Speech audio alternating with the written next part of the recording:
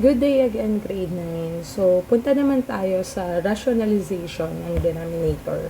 Now, tandaan, there's a rule na kapag ka nag-simplify tayo ng radical expressions, dapat po walang may iwan na radical expression sa denominator. For example, this one, square root of 5 over square root of 3. Sa totoo lang, if we will divide this radical expression, since 5 is not divisible by 3, ito na yun.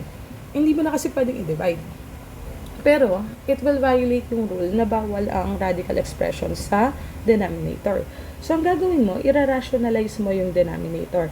Kapag magra-rationalize ka ng denominator, ang goal natin ay ma-eliminate ito.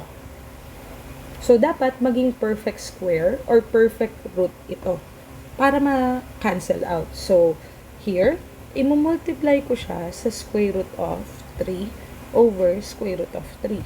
Bakit sa square root of 3 over square root of 3? Tandaan natin, square root of 3 over square root of 3 is cancelled out. 1 lang po yan. So, in short, minultiply lang natin yung expression sa 1.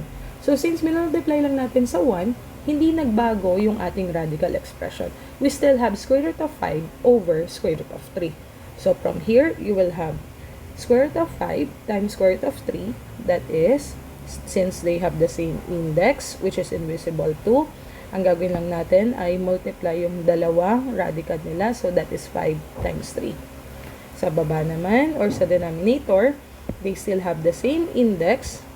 So, square root of 3 times 3. 5 times 3 is 15. 3 times 3 is 9.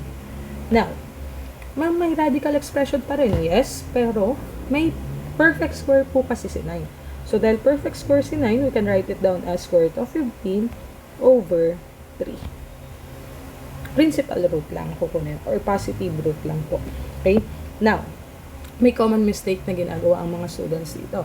Since na makikita nila na si 15 ay divisible kay 3, dinidivide nila. Hindi po pwede. Tandaan mo, itong 15 ay radicand. Ibig sabihin, nasa loob siya ng radical symbol, hindi mo siya pwedeng i-cancel. Ang pwede mo pong i-cancel ay kung merong 3 or 6 dito, pwede mo i-cancel yan. Since 6 is divisible by 3, pwede mo i-cancel out. This 2 is 1, this is 2.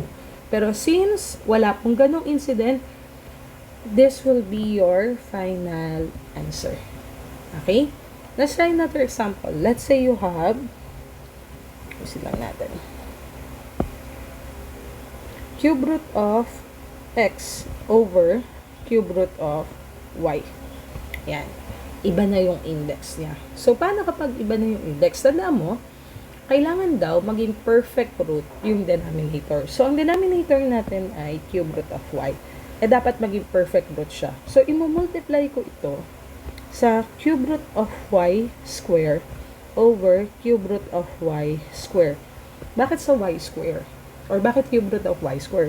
Una, they should have the same index. Pangalawa, dapat kapag minultiply ko siya, magiging perfect root siya. So, since ito ay y raised to 1 and y raised to 2 ito, so 1 plus 2, 3, makakancel out yung cube root of 3. At try natin.